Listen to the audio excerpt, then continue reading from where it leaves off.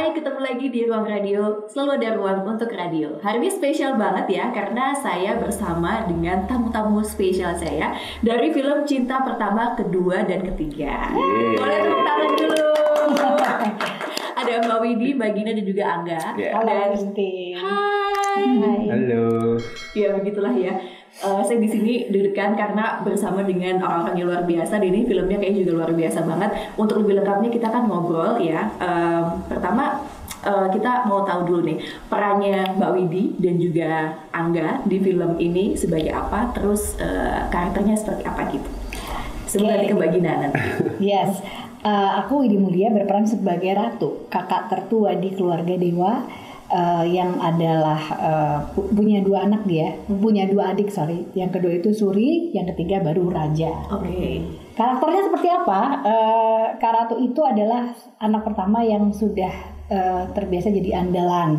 Ketika dia dari kecil, dari remaja tuh ternyata punya adik lagi gitu ya. Terus adik ini akhirnya kemudian menjadi karena jauh umurnya jadi kayak anak gitu, karena akhirnya Ratu dan Suri menggantikan posisi ibu kami yang meninggal pada saat melahirkan Raja, menjadi sekaligus jadi ibu juga. Jadi dia akan lebih banyak ketegangan di karakternya, dan aku merasa itu yang membuat Raja akhirnya tumbuh menjadi anak yang sebenarnya bertanggung jawab, tapi selalu tidak dipercaya oleh kedua kakaknya gitu. Biasanya anak bungsu gitu. Betul.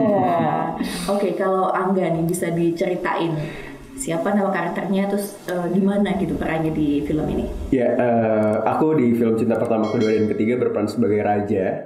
Dan seperti yang udah Kak Ratu bilang, aku nih anak terakhir, anak bungsu dari 3 bersaudara. Dan aku adalah satu-satunya orang yang saat ini ada di rumah gitu, ngurusin bapak, dan juga ada nenek aku yang sekarang menderita pikun atau Alzheimer gitu. Jadi karena kakak-kakaknya emang udah punya kehidupan sendiri, jadi aku yang ditugaskan untuk bertanggung jawab atas keluarga yang masih ada gitu. Dan kalau untuk karakternya sendiri, mungkin karena emang udah terbiasa sama pola asuh bapak dan juga kakak-kakaknya yang cukup tegas dan emang tak gitu loh orangnya. Jadi Raja itu nggak tumbuh sebagai sosok yang manja gitu sih ke keluarga gitu. Dan mungkin karena emang juga sosoknya cukup jauh banget sih sama bapak ya, umurnya apalagi gitu. Jadi kadang-kadang banyak nggak nyambungnya. Jadi kadang-kadang cekcok mulu gitu loh. Tapi justru kayaknya itu love language-nya Raja sama bapak ya. Penuh dengan ketegangan. Dan dia sosoknya menurut aku deket banget dan relate sih sama anak-anak muda zaman sekarang sih. Dimana kayak mungkin banyak juga sih yang seusia aku mungkin yang sekarang sandwich generation. Terus kadang-kadang mungkin ada di tengah-tengah dilema gitu, apakah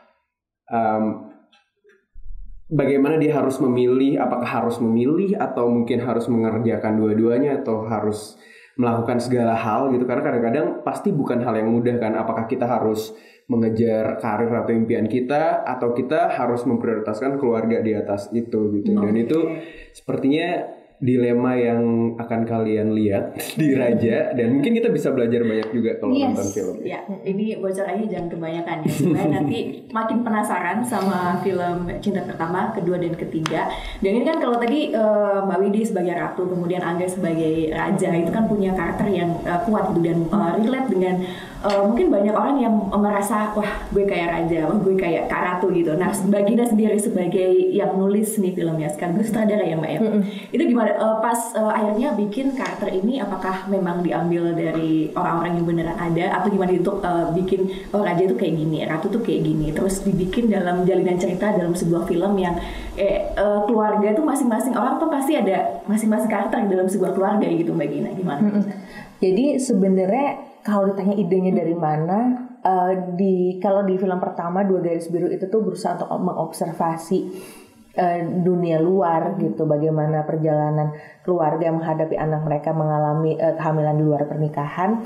Kalau sekarang ini perjalanannya tuh ke dalam, kayak berusaha mengulik lagi soal apa yang terjadi di keluarga saya ketika orang tua menua dan anak-anak tuh makin lama tuh makin dewasa.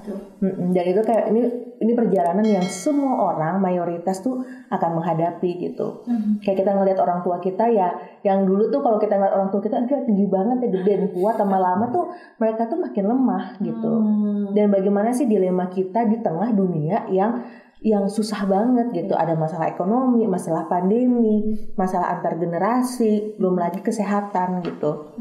Nah, film ini tuh berusaha untuk mengulik cerita-cerita yang ada dalam diri saya, karena bapak saya juga pikun, nenek saya pikun, anak saya anak bungsu, kakak saya tuh beda sama kayak Raja karakternya, anak bungsu nggak disengaja. Gitu. Tapi ya alhamdulillah ibu tetap sehat, bapak tetap sehat, tapi ya declining lah mereka ketika makin tua gitu. Dan eksplorasi ke dalam itu yang semoga bisa diterima oleh banyak orang gitu. Baik, relate gitu ya. Terus akhirnya kayak ngerasa wah seperti ini ternyata dalam sebuah keluarga bagaimana kemudian harus mengambil keputusan gitu ya. Iya, karena sebenarnya kan ini ide masalah sehari-hari kan, kayak nggak pernah kita benar-benar omongin gitu. Siapa sih yang harus ngurus orang tua kita? Terus sandwich generation gitu, ibaratnya generasi yang harus mengurus orang tua, mengurus cucu, atau kayak misalnya kayak karakter Dewa gitu yang diperankan oleh Slamet Raharjo, mengurus ibunya plus juga support anak-anaknya gitu. Itu kan kisah warga negara Indonesia bahkan Asia gitu, yang emang kekerabatannya kuat banget, tapi kita nggak pernah benar-benar ngomongin apa sih yang harus kita lakukan untuk antara menghadapi mimpi kita pribadi sama mimpi bersama sebagai sebuah keluarga. Gitu. Ketika dihadapkan ke masalahnya baru gitu ya, gimana nih gitu ya. Oke, tadi Mbak Ina juga sempat nyebutin ada karakternya Slamet Raharjo gitu ya. Nah, selain Mbak Widi, selain Angga, itu ada tokoh-tokoh siapa lagi yang ditampilkan di film ini? Jadi ini mereka berdua ini dari keluarga yang namanya bapaknya nama Dewa. Jadi menarik kan, namanya tuh Dewa bapaknya, tapi sekaligus tuh Om Slamet bagus banget gitu, mungkin agak bias ya memainkan karakter bernama Dewa, tapi makin lama tuh makin melemah. Yang tapi impiannya tinggi buat anak-anaknya. Anak pertama dikasih nama Ratu, anak kedua dikasih nama Suri, anak ketiga dikasih nama Raja gitu. Impian masa depannya tinggi buat ketiga anaknya. Ya susah kan jadi orang tua gitu. Nah, kemudian dia jatuh cinta sama keluarga single parent lainnya yang diperankan oleh Ibu Linda, namanya Linda, diperankan oleh Ira Wibowo gitu, guru tari, penyintas kanker payudara, dan dulu juga dia survivor KDRT yang akhirnya mengurus sendiri anaknya, juga dancer, diperankan oleh Putri Marino, nama karakternya Asia. Nantinya Asia ketemu sama Raja gitu ya. Bapaknya ketemu sama Linda. Baik, ini makin kebuka kan ceritanya, tapi lengkapnya harus nonton ya pastinya ya. Baik, kalau untuk Mbak Widi sama Angga, kan perannya sebagai kakak adik gitu ya. Sebelumnya belum pernah kerja sama kayaknya ya sebelumnya. Sudah pernah. Pernah, tapi sebelumnya aku menjadi calon ibu mertuanya. Di film Cinta Pertama, Kedua, Ketiga, saya sebenarnya yang aslinya adalah kakak dari dua orang adik saya ini. Sebenarnya lebih bersenang-senang ya dengan karakter Ratu di film ini, karena kalau dalam keseharian memang aku tegas sama kayak Ratu, cuma di sini nih aku aslinya nggak pernah merasa ada impian atau rencana-rencana yang terhambat karena harus mengasuh adik gitu. Kalau di menjadi Ratu ini, yang biasanya peran-peran aku kan yang sangat protagonis yang baik gitu ya, di sini tuh jadi Ratu tuh kayak aku menyalurkan beberapa hal. Kalau jadi orang itu nggak bisa 100% tuh harus manis gitu. Karena di sini karena dia ditempa banget, dan karena yang tadi aku rasa Ratu juga punya banyak mimpi yang nggak kesampaian gitu, dan dia memprioritaskan apa yang dia paling anggap penting dan disayang ya bapaknya dan adiknya gitu. Jadi bedanya adalah yaitu di sini aku lebih pahit ya. lebih Bisa meluapkan tegas, kayaknya. lebih rasanya pahit, dan selama ini belum ada peran yang ke arah situ sih gitu. Jadi ya untungnya dapat peran jadi ratu ya sama Gina, dipaksa ya. Dipaksa. Oke, untuk menumbuhkan chemistry nih Angga sama Mbak Widi nih sebagai kakak adik, kan sebelumnya pernah main calon ibu mertua kan, kakak adik gimana untuk membangun chemistry-nya? Ngebangun chemistry-nya menurut aku nggak susah sih, karena ya yang kita tahu skenario Kak Gina pasti sudah kuat, sangat kuat banget dan solid gitu. Jadi pas kita baru baca aja kayak udah kebangun aja chemistry-nya dari skenario, Jadi bahkan masuk udah akal ya gitu. kan. Iya. Semuanya nggak ada pertanyaan yang berarti sih gitu. Cuman masing-masing dibiarkan sama Gina untuk mendalami sendiri supaya lebih nyaman gitu ruang geraknya. Tapi bener kata Angga sih, memang skripnya udah oke banget gitu. Luar biasa Mbak Gina. Terus pas milih orang-orangnya nih Mbak Gina, apakah Mbak Gina udah milih oh ini raja cocok nih Angga, oh ratu nih Widi nih, atau gimana nih prosesnya buat milih pemerannya nih di film ini? Sebenarnya bener-bener jadi ketika nulis ini bener baru cerita nih sekarang. Sebenarnya tuh udah kepikiran kalau Angga. Cuman kan kita tuh sebagai sutradara tuh harus bener-bener meyakinkan kalau ini tuh match gitu. Dan akhirnya untungnya Angga mau casting gitu, dan gue ketika dia casting gue happy banget karena gila actingnya naik banget nih dari terakhir di 2 Garis Biru gitu, lebih nyaman, lebih tahu apa yang dia mau, dan makin yakin lah kalau Angga yang tepat untuk karakter ini gitu. Kalau untuk peran ratu kayaknya udah kepikiran Mbak Widi gitu. Terus lo doang nih main di kasih. Gak ada pemain lain. Galak itu nggak gue karena kalau umum karena gue selalu percaya Mbak Widi tuh actingnya bagus gitu, dari Sekte Hanafi, dari Jakarta Maghrib, tapi tuh nggak pernah dieksplor sama orang gitu, kayak cuman kayak jadi ibu, jadi kakak gitu. Sedangkan gue selalu percaya kayak aktor-aktor yang pernah kerja bareng tuh sebenarnya tuh bagus-bagus, cuman kadang-kadang terjebak di typecast masing-masing. Kayak terlalu gampang buat mereka. Cari yang bikin yang susah aja gitu. Tapi ini gimana nih? Tadi kan manis gitu kan, terus dikasih Mbak Gina kayak begini nih. Katanya mengeluarkan yang Mbak Gina lihat kayaknya tuh belum keluar nih dari Widi gitu. Terus gimana itu pas akhirnya keluar katanya? Iya, aku ingat banget waktu di telepon Gina itu saat persis di mana aku dan adik-adikku dan keluarga besar lainnya terutama ya mengurus papa. Papa itu memang waktu itu awal-awal corona sempat sakit, dan saat itu kita berpikir, dan dulu tuh pemeriksaan hasilnya positif atau negatif itu lama banget. Kita saat itu lagi galau banget, ini beneran corona atau emang lagi sakit aja. Dan waktu itu akhirnya nggak corona, cuman dirawat, pokoknya lagi genting-gentingnya merawat papa. Tiba-tiba cerita ini sekilas Gina ceritain, loh kok pas banget gitu, itu aja udah mau mewek gitu. Nah ketika dapat cerita dari Gina sih, aku udah yang apa aja deh Gin, karena aku percaya cara dia memilih tema lalu menguliknya itu aku udah deh, udah angkat tangan deh. Apapun yang kamu bikin aku mau ikut gitu, entah aku, entah suamiku, entah anakku gitu ya. Nah ketika itu skrip belum ada gitu, cuman aku jadi siapa nih Gin, kakak, aduh gila gue seneng banget gitu. Siapa aja sih kira-kira yang main? Angga gitu, yes mari gue jadi calon mertuanya.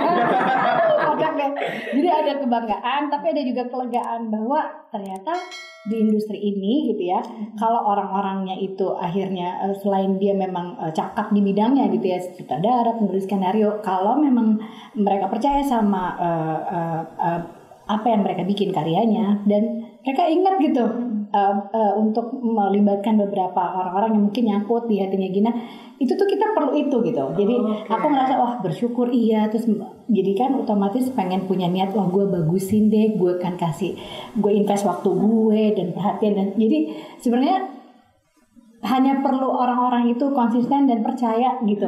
Jadi aku merasa dipercaya sama Gina, diingat, dan itu tuh kayak berarti segalanya buat aku sih. Oh manis. Cicit ya. Mbak Gina kayak kalau dengar ceritanya tadi kan kayak semua tuh kayak lancar semua gitu. Tapi sebenarnya waktu jadi sutradara ngedirect mereka ini ada tantangan apa sih sebenarnya? Selain tadi ceritanya kayak semuanya tuh kayak sudah terjalin, kayak lancar-lancar aja gitu. Jadi Tantangan banyak banget sih. Maksudnya kan kita syuting tuh, kita adalah film pertama yang mulai syuting di kala pandemi gitu. Dan pada saat itu tuh kayak benar-benar target pertamanya adalah bagaimana orang-orang yang saya sayangi sebagai teman-teman ini tuh nggak apa-apa. Karena tuh kayak ini benar-benar misalnya leadershipnya tuh diuji banget lah, bahwa kalau saya punya prinsip kalau kemanusiaan tuh harus lebih tinggi daripada film, nah itu diuji di sini gitu. Gimana kayak nguji ego bahwa lo harus mementingkan kesehatan dibandingkan keinginan yang terlalu berlebihan gitu. Terus kemudian begitu yang main ada Samantha Hardjo yang sepuh dan kita lagi nggak tahu COVID tuh lagi gimana. Terus ada Ibu Eli Lutan. Kayak target utama dari film ini adalah jangan sampai 2 orang legendaris di karya seni Indonesia tuh kenapa-napa di film ini gitu. Jadi tuh target pertama adalah semua aman ya, tapi kemudian adalah ya beban, ini adalah film kedua tuh juga jadi beban gitu sebagai sutradara gitu. Kelihatan chill sih depan mereka santai-santai tenang-tenang, padahal tuh kayak deg-degannya tuh luar biasa gitu. Jadi ya alhamdulillah lah bisa belajar banyak gitu. Dan karyanya yang paling penting adalah karya ini tuh bisa menjadi representasi buat banyak orang tua yang udah sepuh ngerasa terwakili dengan kisah cintanya Dewa sama Linda gitu. Terus orang-orang yang harus ngurus keluarga mereka, terus kemudian anak-anak muda kayak sumuran Angga yang lagi bingung masa depannya apa, para kakak seperti Ratu dan Suri gitu, semua tuh kayak punya tempat. Dan kita tuh perlu sih sebuah film yang semua orang tuh punya rasa memiliki gitu di layar gitu. Itu guna cerita, ada proses pelampiasan bahwa it's okay, kamu nggak sendirian. Nah itu tuh tujuan utama film ini. Gitu. Jadi kayak berasa semua itu punya peran, kayak peran utama semua gitu. Nah exactly. Kayak mungkin kalau ditanya eksperimen apa di film ini adalah saya tuh benar-benar suka semua karakternya, kayak cinta banget sampai suaminya Ratu sama Suri aja tuh walaupun sedikit banget perannya, tapi itu Ibnu Jamil sama Aryo Wahab gitu. Kayak Emir dan Bayu itu jadi penting banget. Kayak bener-bener sayang sama semua karakter. Akhirnya kayak mencoba untuk bagaimana dalam sebuah cerita keluarga yang walaupun dimulai sama karakter Raja, tapi sebenarnya semua orang tuh punya peran gitu. Nah itu kayak tantangan yang menarik sih. Wow, ini luar biasa banget loh Kerabat Meladaya. Luar biasa banget pokoknya ya cerita di film ini. Jadi langsung aja nanti nonton tanggal berapa tayangnya? Mulai 6 Januari bioskop. 2022 ya. Ya tahun baru. Jangan salah tahun. Nah, Angga sendiri kan dikelilingi sama senior-senior ya, ada Samantha Hardjo, Widi Mulia, Baginda juga. Gimana tuh rasanya? Ya, aku di film ini benar-benar jadi anak bungsu dari semua kakak-kakakku ini, dan aku bersyukur banget sih bisa ada di film Cinta Pertama, Kedua, dan Ketiga, karena aku ngerasa benar-benar dari awal proses perjalanan film ini dimulai sampai sekarang, aku merasa banget sih jadi belajar untuk mendewasa gitu, dan aku jadi bisa lebih mature juga sih untuk menghadapi segala sesuatu gitu, karena bener-bener orang-orang yang ada dan kerja di film Cinta Pertama, Kedua, dan Ketiga ini bener-bener punya pengalaman yang sangat luar biasa, dan orang-orang yang hebat banget, maestro semua, dan aku ngerasa belajar banyak banget sih. Terima kasih Kak Gina sudah memberikan kepercayaan ini kepada aku. So proud of you. Iya, dan aku sangat menikmati hasil akhirnya. Kan kita semua baru bisa tahu ya pas filmnya jadi ya. Pas main syutingnya sih udah terserah deh gitu. Tapi pas hasilnya jadi, aku tuh sangat menikmati setiap adegan Raja dengan Dewa.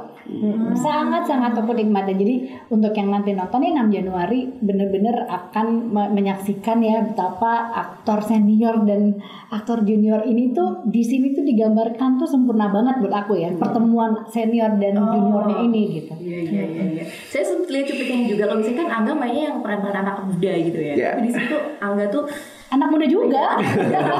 Becer Lebih gitu dewasa. Iya. Jadi fansnya Angga kayaknya nanti Dari biasa SMA kan. tambah kelopak-kelopak kayaknya ya. Aduh, semoga. Pokoknya emang usahanya adalah Angga gimana cara harus cakep di tiap spray. Itu poin penting ya. Jadi Ivar berterima kasih dengan gini. Maksudnya kadang-kadang kan kayak, maksudnya justru menarik bahwa di tengah keindahan itu ada banyak layer kompleksitas gitu. Nah itu tuh yang pengen semoga nyampe lah ke penonton. Baik, Gitu. baik. Oke, sebelum kita akhiri ya obrolan menarik pada saat ini ya, pengen tahu juga nih nanti apa sih yang pengen disampaikan sama Widi, sama Mbak Gina, sama Angga juga untuk yang lagi nonton sekarang, apa nih yang pengen disampaikan? Silakan. Buat aku saat ini yang dibutuhkan oleh kita semua nggak hanya satu, banyak sekali gitu ya. Dan dengan nonton film Cinta Pertama, Kedua, Ketiga, kita akan tahu ternyata yang dibutuhkan untuk menghadapi 2022, untuk mungkin yang belum move on dari 2021, masih hal-hal yang ngeganjel, untuk bagaimana pelan-pelan melepaskan itu dan semua tidak pernah bisa jadi sempurna, itu adalah dengan nonton film ini. Gitu. Jadi kita tuh kayak nonton film ini jadi kayak dapat satu tapi dapat banyak gitu ya, beli satu dapat banyak gitu. Dan buat aku optimisme itu penting, edukasi atau pengetahuan tentang bagaimana kita menjalani kehidupan kesananya itu sangat penting. Jadi nonton ini deh kayaknya akan dapat banyak sekali. Gitu. Begina. Kita kan sudah mengalami 2 tahun yang melelahkan ya. Tiba-tiba hidup kita kayak sekejap berubah gitu. Dalam satu snap gitu 2020 sama 2021. Dan beruntung sekali film ini tayang di awal Januari 2022. Jadi kayak semacam ruang reflektif untuk apa sih yang kita sudah lalui sepanjang 2 tahun kemarin. Apa yang harus kita terima, apa yang harus kita lepaskan, apa yang harus kita jalani bersama-sama untuk terus bergerak dan punya harapan. Jadi yang paling menarik dari bioskop itu adalah kita datang sendiri ke sebuah ruangan gelap dan kita terkoneksi dengan cerita yang ada di layar gitu. Nah itu sebenarnya bukan cuma sekedar nonton, tapi itu adalah ruang untuk kita melepaskan lelah, sedih, terus kayak masih kesel atau ngerasa sendirian tuh. Itu adalah salah satu momen terbaik gitu. Dan semoga dengan nonton Cinta Pertama, Kedua, dan Ketiga bisa menemukan langkah-langkah pertama, kedua, ketiga lainnya untuk next year gitu. Baik. Saya tapi jadi penasaran sebenarnya kok judulnya Cinta Pertama, Kedua, dan Ketiga ini pertama, kedua, ketiga ini menujunya ke siapa sih Mbak Gina? Atau ini gimana gitu? Ada banyak makna sih dalam judul ini gitu. Ada berhubungan dengan ceritanya, tapi buat saya sendiri gitu, cinta tuh nggak cuma punya kesempatan pertama, dia selalu punya kesempatan untuk berulang kali kita menerima dan tumbuh dan bahkan mulai lagi dengan orang yang baru. Gitu. Sangat begitu. Agak nonton ya. Harus. Tidak satu target. Kalau Angga kenapa? Selain lo ganteng banget nggak? Aktingnya bagus ya. Wah, kalau aku sih ngerasa film ini sangat-sangat penuh dengan kehangatan sih. Dan film yang emang benar-benar cocok banget sih ditonton sebagai tontonan awal tahun gitu. Karena menurut aku filmnya reflektif banget dan sangat penuh harapan. Dan menurut aku ini mungkin bisa menjadi tontonan yang menarik juga dan membuat kita mungkin bisa belajar menjadi pribadi yang lebih baik di tahun 2022 ini gitu. Dan aku pribadi aja ngerasa sangat banyak belajar dari filmnya, dan aku yakin teman-teman semua setelah menontonnya juga pasti ada hal-hal baik yang diambil setelah menonton. Dan lucunya ketika kita bilang film ini film yang mendewasakan, film ini adalah film yang mengangkat topik yang sangat berat, kompleks, tapi sepanjang film kita ketawa terus gitu. Dan aku sangat belajar banyak tentang bagaimana cara kita bisa berdansa dan ngetawain kehidupan kita sendiri juga gitu. Nanti ada scene dansa sangat juga, banyak ada adegan yang membawa kamu merasa bahwa ya ampun kesulitan demi kesulitan ini sebenarnya nggak berarti loh. Kalau kita tuh sebenarnya nggak terlalu berpikir ini tuh diberat-beratin atau diseriusin. Memang akan selalu ada kesulitan. Nggak akan mungkin kalau kita masih hidup ya pasti ada kesulitan kan gitu. Cuma di sini gimana ya kita tuh kayak diingetin, dicolek bahunya bahwa ya udah sih. kita lewatin aja, kita jogetin aja, kita bawa berdansa. Kalau ya itu selalu bergerak aja itu udah berkah yang kita punya setiap harinya. Oke, dan kayak masing-masing pemain juga dapat pelajaran juga dari filmnya gitu ya Mbak Widi ya. Gitu ya. Oke. Pokoknya jangan lupa nonton film Cinta Pertama, Kedua dan Ketiga tanggal 6 Januari 2022 ya. Tonton sama keluarga.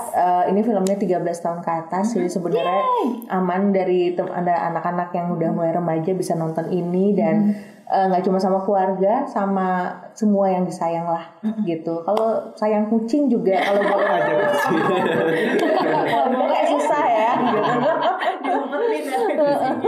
Kata satpam bioskop bawa makanan enggak apa bawa kucing. Aduh. Oke, terima kasih banyak Mbak Widi, Mbak Gina, Angga, sukses filmnya. Pokoknya nonton semuanya ya, biar rame, ngajak keluarga orang tersayang semuanya diajakin ya. Dan kalau itu saya juga pamit dari Ruang Radio. Selalu dari Ruang Untuk Radio. Jangan lupa juga untuk like, comment, share, and subscribe Gajah Mada Group Channel. Dadah.